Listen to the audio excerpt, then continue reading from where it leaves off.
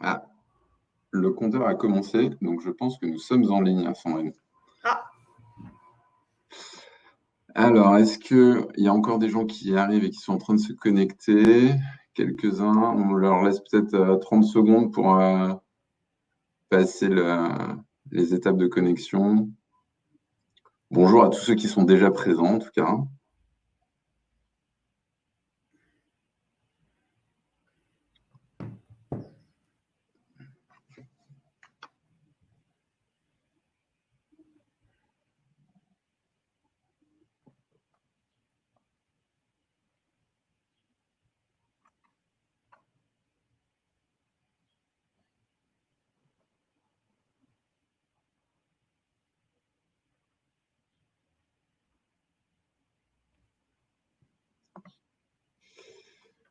Ok, bon, on va y aller, puis ça va faire venir les derniers, comme d'habitude. Du coup, ben, je suis ravi de pouvoir introduire ce webinaire. Très égoïstement, je vais commencer par me présenter et vous expliquer pourquoi on a proposé ce format, en tout cas ce thème, aux organisateurs par RH et RH Info, que je remercie encore de leur invitation. Donc moi, je suis Antoine Aubois, je suis associé au sein du cabinet Akoya. Akoya, c'est un cabinet de conseil en stratégie qui a la particularité de travailler sur les enjeux humains de ses clients. Et donc, c'est à ce titre-là, on interagit au quotidien avec les responsables opérationnels sur la transformation des métiers et des organisations, la donnée RH et l'innovation dans les pratiques et politiques RH. Mais il y a quelque chose qui ne change pas, c'est que notre point d'entrée, c'est toujours la fonction RH et c'est souvent même nos clients. Et du coup, ça nous donne un point de vue permanent sur la fonction. Et sur les 10 dernières années, ça nous a permis de voir comment la fonction RH avait pu évoluer. Et c'est aussi sans compter tous les projets qu'on a pu mener autour d'organisation de fonctions RH à proprement parler. Et j'ai le plaisir d'avoir avec moi pour ce webinaire Sandrine Bertheret. Ben, Sandrine, je te propose de te présenter en 2 mots. oui. Bonjour à tous. Merci Antoine pour cette invitation. Donc, moi, je suis Sandrine Bertheret. Je suis le Head of People and Culture donc de DRH, en d'autres termes, de Roche Pharma. Et ce qui peut-être me caractérise, c'est que j'ai un parcours un peu atypique. J'ai une formation scientifique, je suis pharmacien, j'ai fait un master de marketing et j'ai fait du business pendant très très longtemps, du marketing, des ventes, de responsable des postes de directeur marketing et de business unit.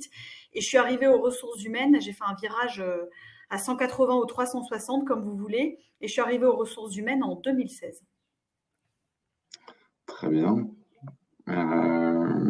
Alors, pour ne rien vous cacher, on avait prévu une animatrice qui n'est pas douée de la parole dans cette interface. Donc, on s'adapte en live, voilà, dans les conditions du direct. On avait prévu de découper cet échange en 3 temps. Et un premier temps qui consiste à se poser la question de finalement l'évolution de la fonction RH sur les 10 dernières années. Et en fait, pourquoi on voulait commencer par ça? Parce que ce C'est dont on se rend compte, un problème de connexion, Antoine, ça saute la connexion. Vas-y, ah, mince, on te de mon retrouve. côté, je Ouais, recommence. ça fige à nouveau. Et Antoine n'est plus là. Donc, écoutez, je vais je vais donc reprendre en fait la main le temps que Antoine se reconnecte. Donc, effectivement, on avait prévu de construire ce webinaire en 3 temps. Un premier temps où on faisait une rétrospective sur les 10 années qui viennent en fait de s'écouler, avec l'arrivée en fait de ces postes de business partner, et puis le poste en fait de business partner tel qu'il est, et peut-être les limites en fait qu'on y voit, et le chemin qui reste encore à parcourir, et après de terminer sur selon nous qu'est-ce qui va faire l'avenir en fait de ce poste, et sur quoi on pense que tout à chacun il faut qu'on se mobilise pour rendre ce poste en adéquation avec l'ensemble des challenges que la fonction a relevés sur les prochaines années. Donc, on a toujours perdu Antoine. Là, c'est vraiment les conditions du live. Je laisse juste quelques minutes à Antoine pour savoir si il retrouve la connexion et peut à nouveau se joindre à nous.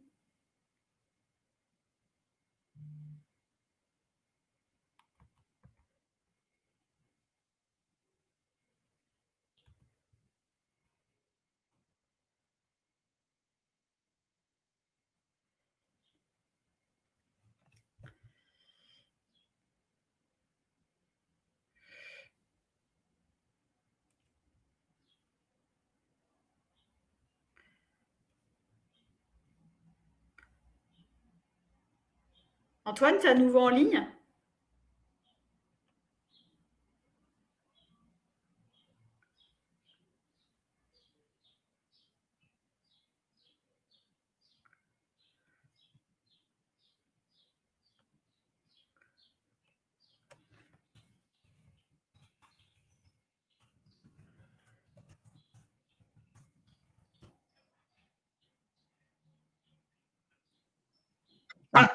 Ça y est, on a retrouvé Antoine. Bon, désolé, vraiment. Je vous vois, là, je vous ai vu pendant quelques temps et, et je ne pouvais pas le joindre. Bon, pardon. Donc, on reprend le fil.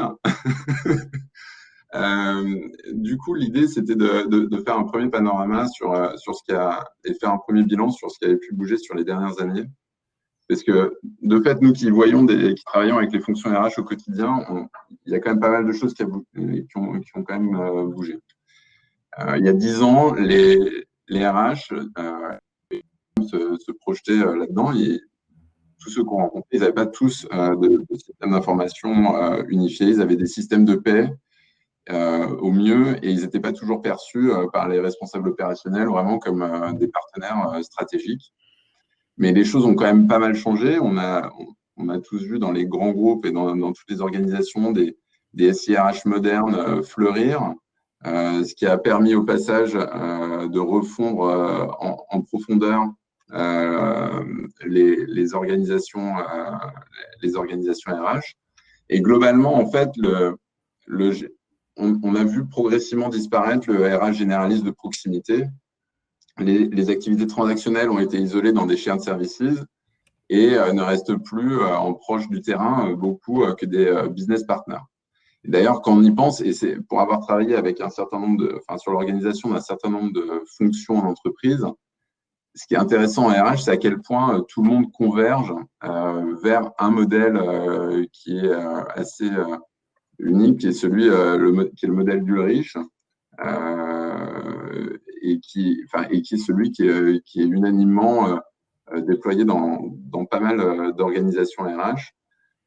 Et avec au centre de tout ça les business partners qui ont fait progresser tous les sujets pour lesquels ils ont été mandatés, donc talent management, strategic workforce planning, politique de développement RH au sens large. Et nous, on l'a vu en direct, puisqu'on a été beaucoup mandatés pour travailler sur ces sujets qui sont au cœur de notre expertise. Et on a vu progressivement les grands groupes passer les uns après les autres sur ces sujets et les déployer au sein de leur fonction RH.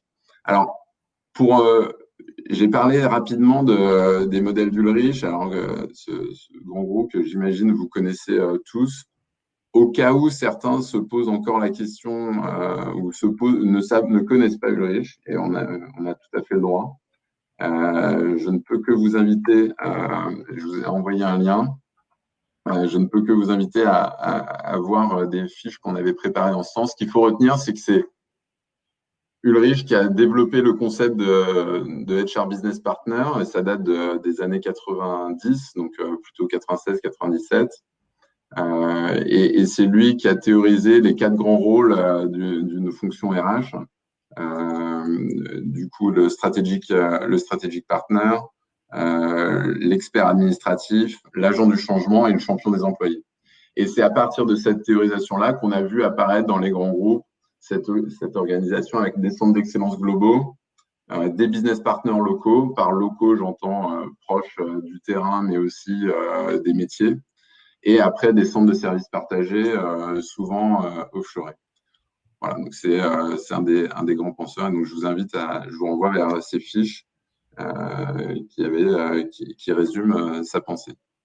Mais du coup, toi, en fait, ce qui est intéressant, c'est que toi, Sandrine, cette évolution du modèle RH, tu l'as vu des deux côtés, puisque si on regarde sur les 10 dernières années, tu as fait une première moitié hors de la fonction RH et quasiment une deuxième moitié dans la fonction RH. Oui, exactement. Moi, j'ai vu en fait les choses évoluer des deux côtés. Donc, un petit témoignage en fait rapide. Quand j'étais du côté business et dans la boîte où je suis, effectivement, j'ai vu arriver ces business partners. Donc, dans un premier temps, un petit peu étonnée de me dire, mais quelles sont en fait ces fonctions, quel va être le rôle de ces fonctions, quelle est la valeur ajoutée de ces fonctions. Donc, une première phase assez interrogative. Donc beaucoup de questions et rapidement, ça a laissé place à de la curiosité. Donc je pense que j'ai eu la chance à cette époque-là d'interagir avec des business partners qui étaient expérimentés et qui connaissaient bien le métier. Donc je suis passée de l'interrogation à la curiosité et pour être complètement transparente, de la curiosité à un immense intérêt. Ça correspondait aussi à un moment dans mon organisation et dans les équipes que j'animais où on parlait beaucoup de transformation, de réorganisation, de conduite du changement. Et je me sentais un peu désarmée et un peu seule comme leader et comme manager à l'époque pour porter et pour accompagner ces changements. J'avais la conviction profonde que changer en fait l'humain, ça se décrète pas, mais ça s'accompagne. Et je me sentais un peu seule pour porter l'ensemble de ces défis. Et ça correspond à peu près à un moment où je me suis posé des vraies questions et je me suis dit, mais en définitive, qu'est-ce que je veux faire? Et donc, je dirais que mon goût et mon intérêt pour les ressources humaines arrive du contact et des interactions que j'ai pu avoir avec ces fonctions. Donc, j'ai fait le grand saut, j'ai fait le grand virage. Mon organisation m'a permis en fait de faire ce changement et je suis arrivée aux ressources humaines et le premier poste que j'ai eu, c'était d'animer l'équipe des business partners chez Roche Pharma. Et là, j'ai découvert, un vrai métier, de vraies expertises, des compétences super intéressantes. J'ai mesuré en fait plusieurs choses. Et j'ai mesuré en fait que les ressources humaines avaient réussi dans ces dernières années à faire parcourir un chemin très intéressant à l'ensemble des managers et à l'ensemble des leaders. Et ils les avaient équipés un peu avec une casquette un peu plus ressources humaines et un peu plus humaine. Et je me suis rendu compte aussi que c'était un gros.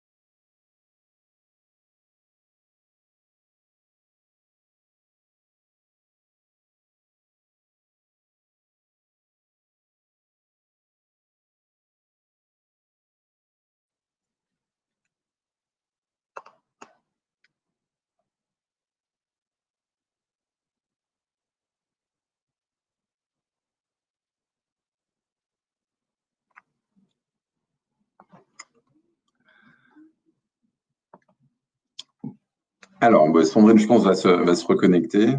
J'avais eu un doute sur savoir si c'était moi qui étais déconnecté, mais finalement, c'est chacun son tour. Je vais en profiter pour répondre. Il y a quelques questions sur le chat qui ont été posées en parallèle. Alors, des rôles dans la matrice d'Ulrich, ils ont largement évolué. Et il y a eu plein de versions. En effet, j'ai mentionné les plus connus et les plus anciens. Sandrine est restée figée. En effet, décidément pas de chance. Oui, décidément pas de chance. On va la laisser se reconnecter tranquillement.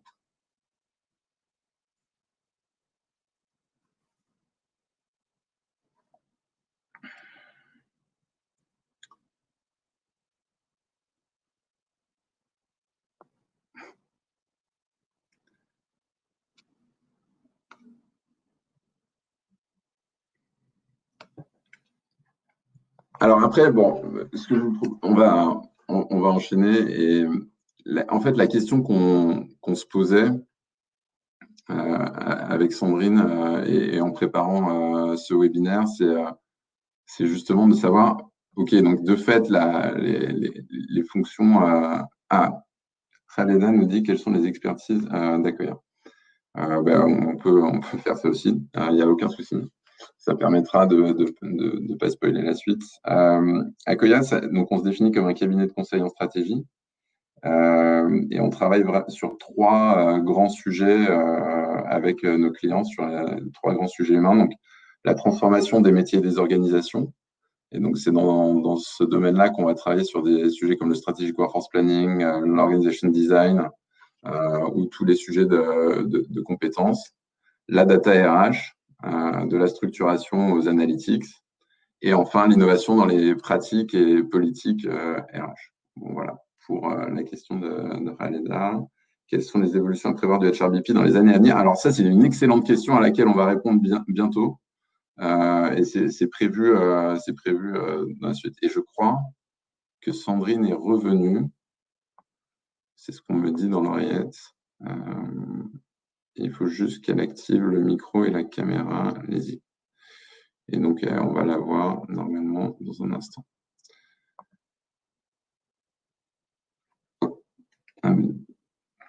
Alors, un BP doit-il être au quotidien sur le terrain pour mieux répondre aux attentes du client? En fait, la partie qu'on va aborder là à l'instant, c'est de voir quelles sont les limites de ce modèle qui s'est répandu, justement. Le modèle de business partner, on en voit partout des business partners, tout le monde y est passé. C'est assez intéressant justement de voir à quel point tout le monde est passé sur ce même modèle. Et pour autant, il y a quand même encore des dysfonctionnements dans les fonctions RH. Et du coup, c'est pour ça qu'on veut proposer des évolutions de ce modèle business partner et des évolutions des fonctions RH, et on va vous en parler. Alors, je ne vois pas de lien pour la matrice d'Ulrich. Oh. Alors, on va le remettre. Est-ce que vous voyez le lien?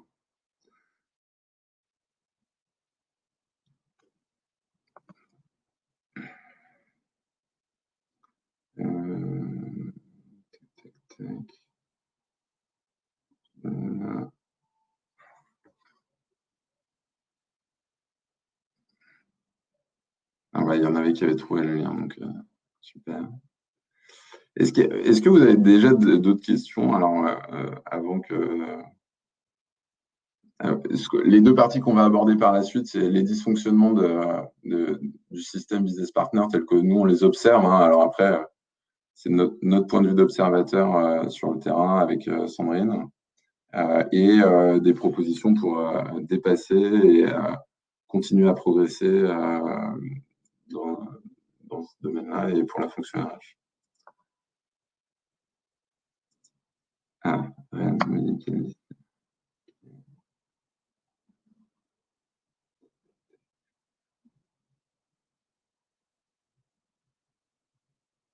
Alors, quels sont véritablement les rôles et responsabilités d'un BP? Ça, c'est on va rentrer dans le sujet. C'est un vrai, en fait, c'est un des vrais problèmes. C'est-à-dire que tout le monde est business partner, mais la réalité de ce que c'est un business partner et d'où proviennent les business partners. Ah, mais Sandrine est là. Waouh! Alors là, c'est freestyle complet. Écoutez, je suis confuse, je comprends absolument pas ce qui s'est passé. T'inquiète pas. T'inquiète pas, on en était justement, donc on allait aborder dans cette partie de. Vous y arrivez? Donc de se dire finalement quelles sont les limites de ce modèle de business partnering. Donc, qui est indéniablement positif parce que c'était une vraie injonction qui avait été donnée aux fonctions RH d'être plus proche du business, de comprendre ce qui se passait et de devenir des interlocuteurs de qualité pour les business leaders. Pour autant, un des premiers points que nous, on voit, et c'est ce que j'étais en train d'évoquer, c'est que ça recouvre des réalités assez différentes. Entre un marketeur fraîchement arrivé en RH, qui a une vision business, performance, objectif, mais finalement, sans connaître les détails de la fonction RH et du métier RH, Donc ça, c'est un extrême. Et l'autre extrême, où moi j'ai pu le voir aussi, des assistantes RH qui ont été bombardées business partners du jour au lendemain sans qu'on leur ait donné d'accompagnement, sans qu'on les ait coachés, sans qu'on les ait formés et expliqué ça. En fait, il y a un peu toutes les réalités dans les business partners et ça n'aide pas à la lisibilité du modèle. Ouais, donc je suis complètement alignée avec ton analyse de l'extérieur. Donc, quand on regarde les choses à l'intérieur, c'est vrai que le métier en fait de business partner est un métier très vaste qui couvre énormément en fait de sujets et énormément de thématiques. Et d'ailleurs, c'est certainement pas en fait le même métier d'une organisation à une autre. Les convictions en fait et les certitudes que j'ai autour de ça, c'est que ça, pour exercer en fait ce métier correctement, ça nécessite une certaine expérience et ça nécessite pour sûr un accompagnement assez costaud. Quand on vient en fait de métiers où on ne connaît pas en fait les ressources humaines, disons que c'est un métier qui s'improvise pas en fait du jour au lendemain. Donc c'est de base en fait un métier qui est compliqué à exercer parce qu'il a un champ de responsabilité, un champ des possibles qui est très large. Et donc, c'est sûr que si on veut mettre les gens dans les conditions les meilleures, il y a un accompagnement très clair à prévoir derrière. Ensuite, nous, un autre point qu'on observe et une autre limite qu'on voit au modèle des business partners, en fait, qui n'est pas forcément uniquement lié au modèle de business partner, mais qui est lié à cette évolution qui les a portés là où ils sont, c'est que ce qu'on disait tout à l'heure, c'est qu'il y a les SIRH qui ont été mis en œuvre, qui ont permis de récupérer une partie des activités transactionnelles de la fonction RH. Et du coup, en fait, il y a pas mal de tâches RH de proximité qui ont été sorties du local. Il y a clairement des postes qui sont plus proches du terrain, et c'est ces fameux centres de services partagés qu'on évoquait tout à l'heure, qui sont souvent offshorés ou en tout cas positionnés à un autre endroit, en interne, voire pour certains en externe.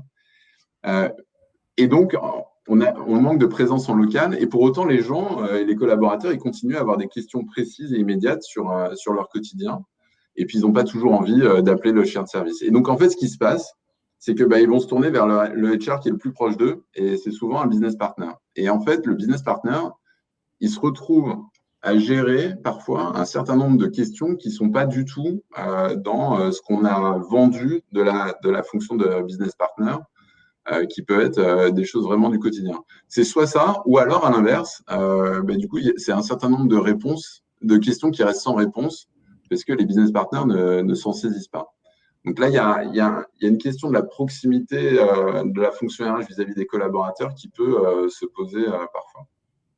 Ouais, et donc si on regarde comme on essaye dans nos organisations de concilier tout ça en fait au mieux, effectivement, l'équilibre il est subtil en fait à trouver entre la proximité que ces business partners ont avec l'ensemble des collaborateurs d'un côté, qui de fait génère une charge de travail et moi ce que j'appelle un run ou un day-to-day très important. Et donc l'équilibre à trouver entre le temps que je consacre à l'accompagnement individuel des collaborateurs versus le temps que j'essaye de consacrer à faire avancer ou à monter en compétence sur des projets qui sont hautement stratégiques en fait pour l'entreprise, comme comment j'adapte au mieux l'organisation purement ressources humaines des fonctions business avec lesquelles je travaille. C'est un équilibre subtil à trouver. Donc, une des réponses a été, comme tu as dit Antoine, de mettre des premières lignes, de mettre des espaces, des centres de services partagés, de mettre des SIRH un peu costauds où les premiers niveaux de réponse sont traités à ce niveau-là pour répondre aux différents collaborateurs.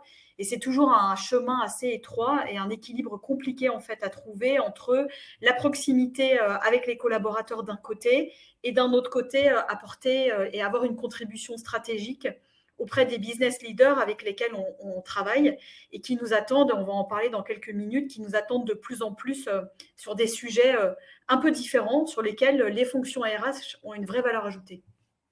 Oui, et puis après, il y a le quotidien. Et le quotidien, c'est aussi, sur les 10 dernières années, s'il y a bien quelque chose qui caractérise la vie en entreprise, ça a été la transformation, quoi. Et ça, c'est devenu un quotidien, une nouvelle normalité. Et avec avec l'arrivée des HRBP, les RH ont été impliqués dès le début, souvent, ou assez rapidement dans les transformations. Mais ce qu'on a pu voir parfois, c'est qu'en se plaçant dans une position qu'on leur demandait, qui était une position de service du business leader et à écouter les besoins du métier et de la finance, parfois on a pu se rendre compte que la voix de l'humain avait pu être laissée un peu de côté, qu'elle manquait de porte-parole finalement dans les transformations. Et quand on regarde les chiffres, en fait, les conséquences aujourd'hui de transformations qui sont menées parfois très rapidement ou à rythme à marche forcée sont assez dramatiques. On a les maladies psychologiques du travail qui ont été multipliées par 6 en 10 ans, c'est quand même pas rien.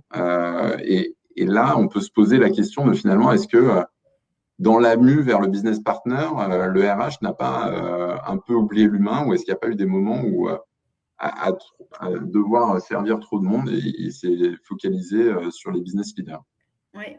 Toi, tu l'as vécu, je pense. Ouais. Alors moi, je l'ai vécu. Je dirais que je l'ai vécu des deux côtés de la barrière. Donc, je l'ai vécu côté business et puis je l'ai vécu côté ressources humaines.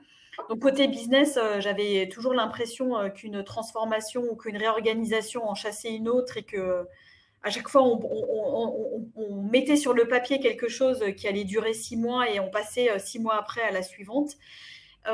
Et je l'ai vécu aussi, bien sûr, côté ressources humaines, puisque j'ai accompagné des transformations importantes. Juste peut-être partager avec vous une conviction que je commence en fait à me forger. Bon, déjà, globalement, je pense qu'on veut aller trop vite. C'est-à-dire que entre le moment où on pose une intention et le moment où l'organisation réussit en fait à la comprendre, on veut raccourcir en fait ce délai et je pense qu'on ne se donne pas suffisamment en fait de temps. Ça, c'est la première information. Et après, je pense que quand on réfléchit ces transformations et ces changements, on rentre trop par des portes qui sont quelle structure on doit avoir, quel organigramme on doit avoir, combien de personnes on doit avoir dans tel ou tel en fait service. On a généralement des injonctions un peu contradictoires et derrière une volonté souvent en fait de réduire un petit peu des effectifs d'un point de vue humain.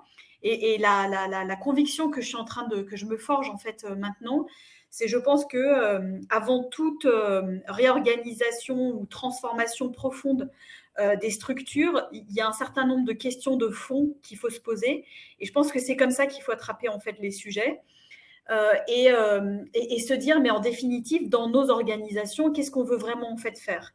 Donc, je pense qu'on se pose à peu près tous les mêmes questions et qu'on a à peu près tous à la bouche les mêmes buzzwords. Donc, on parle tous de digitalisation, on parle tous de la data qui prend un rôle de plus en plus important, on parle tous on veut mettre le client au cœur de nos organisations et on veut designer des organisations qui sont plus centrées sur le client et dans lesquelles on prend en compte les expériences des clients.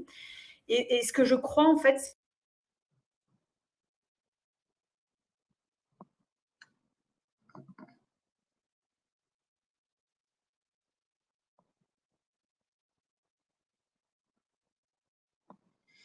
c'est en fait mon organisation en termes d'expérience client, par exemple, en termes de digital, en termes de centricité client. Qu'est-ce que je veux vraiment en fait faire? Mais concrètement, donc du coup, pour mon organisation, quels sont les premiers pas qu'il faut que je mette en place? Et donc, ce n'est que bien après toute cette analyse et ce travail en fait de fond que peut venir une projection en termes d'organisation, en termes de collaborateurs, en termes de description de poste, en termes de responsabilité, de compétences, etc. Donc voilà, peut-être passer en fait, raisonner un peu moins organisation, raisonner où est-ce que la structure veut aller, un peu plus vision, rendre cette vision concrète et penser à organisation et transformation après. Alors, du coup, ça nous amène logiquement à la question centrale de ce webinaire qui est business partner donc, et après. Alors, c'est un peu la question qu'on s'est imposée et à laquelle on vous propose de répondre. Et alors, un premier, et on va vous proposer quelques éléments de réponse qu'on a pu évoquer ensemble et qui découlent assez logiquement de ce bilan qu'on vient de tirer des dernières années. Déjà, un premier constat, c'est que le HRBP, il est redevenu en fait un HR, un peu un HR généraliste, mais de manière non assumée. C'est-à-dire que il fait un peu tout en local, mais c'est pas très clair. Et donc, on lui demande en vrai d'être capable d'avoir une proposition de valeur dans le cadre de la stratégie globale, d'avoir une vision des compétences de demain, mais aussi une connaissance approfondie des mécaniques de développement, de talent management. Et puis, subrepticement, on va lui demander de gérer une expatriation, de s'occuper d'une place en crèche, de faire une bonne partie des relations sociales. Enfin, je pense que tous les business partners qui sont dans l'assistance doivent se reconnaître, en tout cas, mais j'ai vu tellement de business partners me le dire que je pense que c'est assez répandu. Et du coup, en fait, on demande à un business partner d'être une sorte de mouton à 5 pattes où on a pris le rôle de HR généraliste, on l'a augmenté et on demande toujours à une seule personne de tout faire. Donc ça, c'est un premier sujet. Donc, il nous paraît, il y a 2 initiatives, nous qu'on a pu voir, qui permettent de pallier à ça. Alors, il y a une première qui consiste à créer d'autres postes en face des HR business partners qui sont des postes de people partner. Alors, qu'est-ce que c'est un people partner? C'est un HR de proximité. Parce qu'on a je pense comme on a tous été confinés, on s'est rendu compte à quel point la chaleur humaine était importante. Alors, on peut faire des choses par Zoom, mais on ne peut pas tout faire par Zoom. Et du coup, ce rôle de proximité avec les collaborateurs, il peut être incarné par un rôle spécifique qui va permettre de répondre aux questions du quotidien. Et dans une vision plus stratégique de ce rôle, ça peut être ce rôle qui est en charge de réfléchir à l'expérience collaborateur, l'expérience employée, qui est, selon nous, un des aspects fondamentaux des prochaines années et du rôle des RH pour les prochaines années. Donc ça, c'est un premier point. Et puis, en fait, il y a un autre point qui est sur… On parle de business partner, on met qu'un nom là-dessus, alors qu'en fait, ça recouvre un certain nombre de réalités. Typiquement, entre le HR business partner d'une BU globale et le HR business partner d'une petite équipe locale, c'est pas le même métier et c'est pas les mêmes choses au quotidien. D'ailleurs, je crois que chez Roche, vous avez travaillé sur différents types de business partners pour préciser ça. Oui, je suis complètement en phase avec ton constat, Antoine. Le mouton à 5 pattes, honnêtement, c'est quand même compliqué. Au niveau en fait du groupe, on est effectivement en train de travailler. Donc, on en est uniquement à la phase de la définition. On n'est pas encore en phase d'implémentation concrète.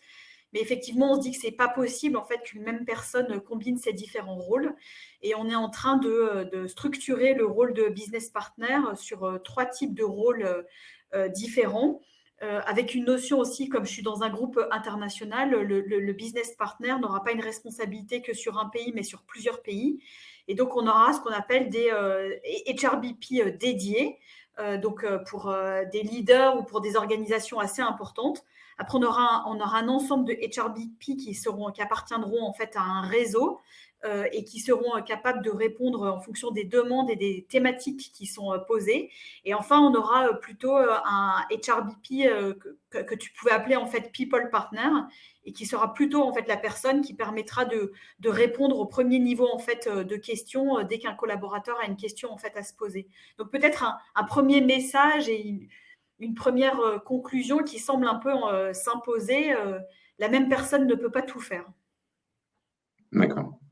Et est-ce que tu vois d'autres éléments qui peuvent permettre d'aller à la fonction de business partner, d'aller plus loin et d'encore progresser au quotidien? Ouais, le sujet en fait de fond pour moi en fait pour les business partners, c'est il faut réussir à leur libérer de la bande passante. Donc, il faut leur libérer de la bande passante pour qu'ils puissent se concentrer sur des sujets plus stratégiques où ils sont attendus.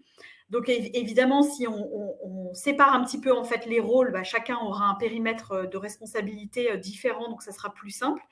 Mais après, il y a un certain nombre de sujets de fond sur lesquels on travaille tous aussi dans nos organisations qui sont des outils et des SIRH qui fonctionnent. C'est quand même super.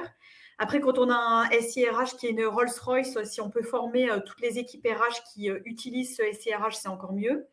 La data joue aussi un rôle très important et donc qu'on soit formé et qu'on ait des reports qui soient générés de façon un peu automatiquement pour se libérer en fait du temps sur tout ça. Et après, j'ai la conviction que l'intelligence artificielle ne remplacera pas l'interaction humaine, c'est sûr. En tout cas, elle permettra sur un certain nombre de sujets de libérer du temps, de gagner du temps et de mobiliser en fait le cerveau des business partners sur des sujets où on les attend plus. C'est quoi les compétences dont on va avoir demain, comment accompagner en fait dans des changements et des sujets en fait comme ça qui passent forcément par une compétence humaine forte. Et du coup, moi, il y a deux points que je voulais rajouter. Il y a une question, on a parlé de rééquilibrage finalement et de CRH qui doivent marcher sur deux jambes, la jambe business et la jambe humaine. Il y a aussi un rééquilibrage chez les business partners entre le business leader et le business partner. C'est-à-dire que, et c'est ce qu'on disait un peu tout à l'heure, le business partner, il a beaucoup été dans une posture de service.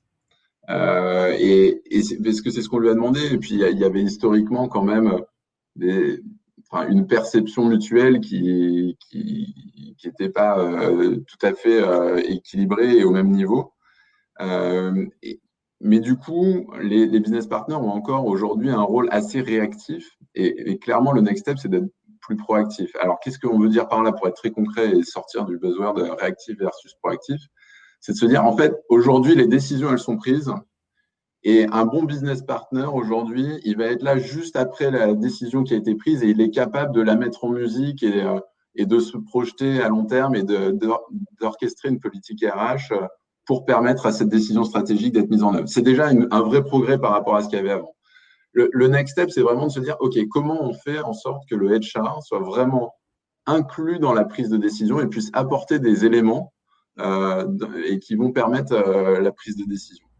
Et donc, ça veut dire aussi que, ça veut dire deux choses. Ça veut dire que le business leader, il doit être capable et avoir envie d'écouter les recommandations de son business partner.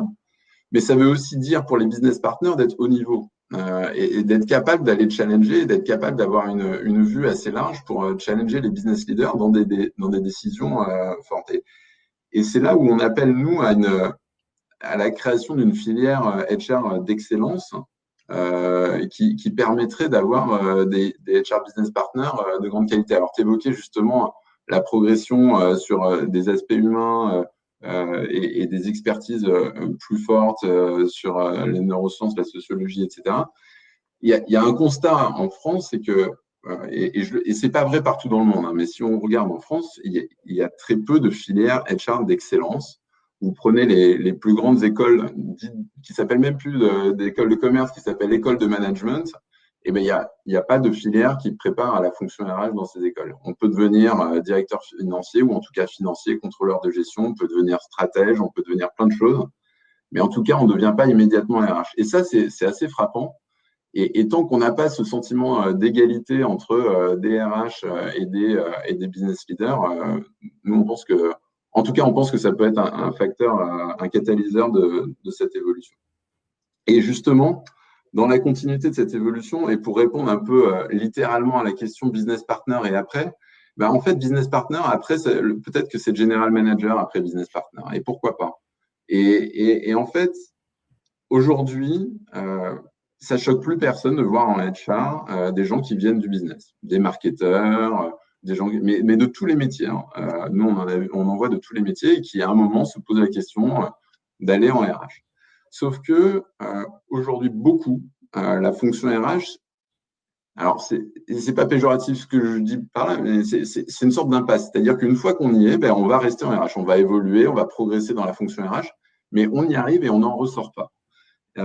Donc, de la même manière que maintenant, ça paraît naturel d'avoir des gens d'autres fonctions qui viennent en RH, ben on ne peut que appeler de nos voeux que des gens qui sont passés par la fonction RH ou issus de la fonction RH puissent prendre des responsabilités de PNL. Ça choque personne de voir un directeur financier prendre un petit PNL, se former et progressivement remonter dans le leadership. Pareil pour un directeur stratégie. En HR, ça ne se passe pas encore comme ça. Donc, et ça, comment on peut le faire? Ben, en fait, c'est au moment de choisir les parcours de carrière des leaders, c'est de se dire, ben, voilà, un passage en HR, ça peut être intéressant. Ou alors, après, ça dépend comment est fait votre système de talent management, mais c'est dans le choix, au moment de nommer un leader, ben, c'est se poser la question et de valoriser un passage en RH. Mais ça veut dire aussi, et ça, il faut que la fonction RH l'intègre, c'est être capable de lâcher ces bons éléments. C'est-à-dire que une fois qu'on a mis la main sur quelqu'un qui est hyper fort, qui comprend très bien le business, il faut être capable de le laisser partir et de le laisser devenir leader et le laisser retourner au business, alors que la tentation est plutôt de le garder bien au chaud en RH, parce que jusqu'à présent, on n'en avait pas beaucoup. Donc ça, c'est encore deux éléments complémentaires qui nous paraissent intéressants à creuser, sur lesquels la fonction RH n'a pas complètement la main. C'est aussi le business qui peut décider d'agir. Mais en tout cas, c'est ce qu'on appelle de nos voeux. Alors, je ne sais pas si Sandrine est figée chez moi. Je ne sais pas si on t'entend ou alors si c'est moi qui suis figé.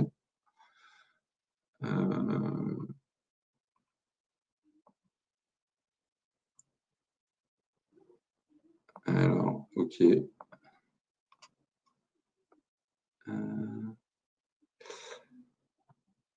Tac, tac, tac.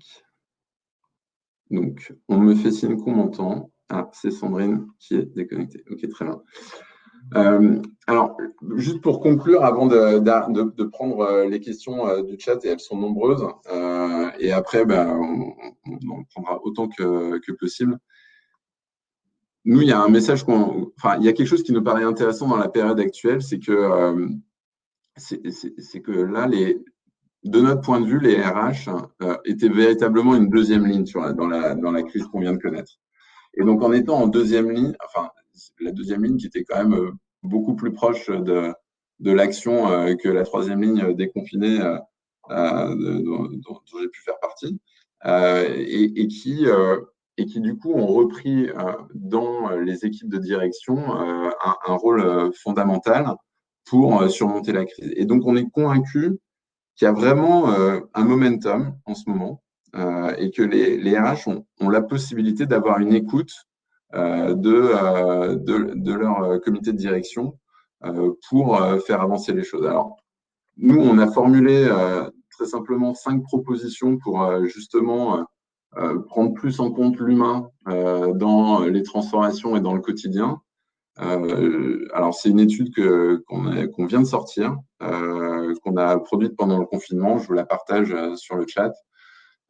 Et donc, qui retrace les 5 propositions clés sur lesquelles on peut agir dès maintenant, en tout cas de notre point de vue, étant donné la position qu'ont gagné les RH dans la période. Alors, Sandrine a l'air d'être encore déconnectée. Je lui laisserai faire un mot de la fin, mais alors, quel SIRH Rolls-Royce utilisez-vous? Ça, je vous laisserai lui poser la question ou chercher sur Internet. Je ne divulguerai rien. Mais les SIRH Rolls-Royce, ils sont connus. Combien de HRBP? Je la laisserai répondre aussi. Comment HRBP peut concilier entre les deux dimensions essentielles, économiques et sociales? Alors, je pense qu'on a essayé en tout cas de répondre au maximum à cette question, justement, alors soit en complétant le rôle, soit en complétant la formation, et en n'oubliant pas le côté humain. Alors, c'est toujours la complexité d'un équilibre, hein, et c'est aussi, ça passe aussi par ne pas sous-estimer l'aspect social et l'aspect humain. C'est un peu comme la communication, tout le monde se dit qu'il sait communiquer et que c'est pas un métier. C'est un métier et HR, c'est un métier aussi. Et ça, on ne s'improvise pas HR du jour au lendemain. En tout cas, il y a plein de facettes du métier qu'on ne peut pas improviser, qui s'apprennent et qui viennent aussi avec l'expérience. Et c'est important de ne pas les sous-estimer. Est-ce que le rôle et les missions de la HRBP sont influencés par la variable culture? Alors, oui. Ce qui est certain, c'est que en fonction d'une entreprise à l'autre, je ne généraliserai pas d'un secteur à l'autre, mais d'une entreprise à l'autre, la position qui est accordée au HRBP est pas du tout la même. Il y en a qui vont être très écoutés, très respectés, intégrés aux prises de décision. Et il y en a d'autres qui vont être scribes de la parole de leur business leader, ce qui laisse encore des marges de manœuvre pour progresser à minima. Donc, je laisserai répondre si elle nous rejoint, Sandrine, sur les infos propres à Roche. Quid du rôle de proximité du manager? Alors oui, ça c'est une excellente. N'est-il pas un risque que le People BP décharge encore le manager de son rôle de manager, des compétences aussi? Alors oui, et en même temps, le manager, on lui en avait quand même mis beaucoup sur le dos. Parce que quand on a mis en place des SIRH et qu'on a enlevé les HR de proximité, on a dit aussi au passage au manager, bah, en fait, maintenant, tu vas gérer la campagne talent, tu vas gérer la campagne de perf, et puis tu vas faire tes check-in. Et puis, en fait, quand tu as un recrutement à faire, tu vas te débrouiller, tu vas passer par l'outil. Donc, et tout ça sans que le manager, il soit, déjà, il n'a pas plus de temps, il a toujours que 24 heures par jour. Euh, et puis après, le manager, ben, dans ses objectifs de performance, il a toujours autant d'objectifs et il est toujours aussi peu objectivé sur les sujets humains. Donc, ça, c'est vraiment. Merci d'avoir posé cette question parce que c'est assez fondamental. Ah, Sandrine, euh, je répondais à une question et du coup, je pense que tu vas pouvoir compléter la réponse sur le rôle de proximité du manager. La question, c'est est-ce que avec des people partners, on ne décharge pas encore le manager? Et le début de la réponse, c'est de dire qu'on les a au contraire déjà beaucoup chargés, très peu accompagnés, et que les décharger un peu, ou en tout cas mieux reconnaître leur rôle humain, ça ne serait pas un luxe pour progresser. Oui, je suis complètement d'accord avec toi. Je pense que le manager, il faut le remobiliser en fait sur son rôle de manager et d'accompagnement et de développement humain des collaborateurs qu'il a dans ses équipes. Et c'est vrai ces derniers temps, on a eu tendance un peu à le charger. Alors, pas que la fonction ressources humaines, hein, la fonction finance, etc., via l'ensemble des outils qu'on met à disposition. Le manager, de temps en temps, il ne sait plus très bien où il habite. Donc, entre le métier de fond qu'il doit faire, l'animation de l'équipe qu'il doit aussi faire et toutes les fonctions annexes qu'il doit faire, c'est compliqué en fait pour lui. Donc moi, je crois que si on met un interface qui pourrait être un people BP, Non. au contraire, ça ne fera que lui libérer en fait du temps qu'il pourra consacrer sur qui sont vraiment en fait mes collaborateurs, où est-ce qu'ils en sont dans le développement de leurs compétences, qu'est-ce qu'ils veulent vraiment faire, quelles sont leurs motivations en fait profondes et comment je peux les accompagner pour qu'ils s'épanouissent professionnellement. Donc je pense que c'est complètement compatible et ça va que dans le sens d'augmenter en fait la compétence de développement et purement humaine du manager. Alors, on me fait signe dans l'oreillette qu'on a déjà dépassé le temps et qu'il va falloir, il s'agirait de conclure. Alors, on serait ravi de continuer à parler des heures de ce sujet. Je te propose, je vais te laisser le mot de la fin, Sandrine. Après, n'hésitez pas, si vous souhaitez nous contacter, ça ne sera pas très compliqué de trouver nos contacts. Donc, via Akoya ou via Sandrine. Et si via Akoya c'est plus facile, je redirigerai les questions vers Sandrine. Mais je te laisse le mot de la fin, Sandrine. Oui, merci. Bah, écoutez, moi je suis très optimiste et je pense en fait que le métier que nous faisons tous est un métier plein d'avenir. Et qu'on a une valeur ajoutée à apporter dans nos entreprises qui est absolument indéniable. Et la conviction que j'ai, et c'est comme ça que j'essaye d'animer mes équipes, c'est focalisons-nous sur ce qui fait la différence, sur la valeur ajoutée qu'on a. Et j'ai l'intime conviction que les entreprises qui feront la différence, c'est des entreprises qui vont réussir à adapter la façon dont ils fonctionnent à ce qu'est maintenant la société et les attentes en fait de la société et des entreprises qui ont remis l'humain et les valeurs humaines au cœur de leur mode de fonctionnement. Donc on lit beaucoup de choses en ce moment et je suis plutôt très optimiste et je pense qu'une belle page en fait s'ouvre pour nos métiers et pour toute la valeur ajoutée qu'on va pouvoir apporter pour remettre de l'humain et du sens au cœur de nos organisations. Un grand merci à vous tous. Merci à tous. Désolé pour les problèmes de connexion. Et puis, on se fera un plaisir de poursuivre l'échange sur d'autres canaux pour ceux qui le souhaitent. Oui, toutes mes excuses pour les connexions, déconnexions. Je suis vraiment navrée. Non, mais On en est tous tributaires hein, depuis le 16 mars. Ouais. Je crois que. C'est les poids du direct et du à distance. Merci infiniment Sandrine d'avoir pu te rendre disponible et merci à Parlons RH et à RH Info d'avoir organisé et à Ferrat qui est en coulisses et qui fait fonctionner tout ça. Bonne fin de journée à tous. Bonne fin de journée. Au revoir.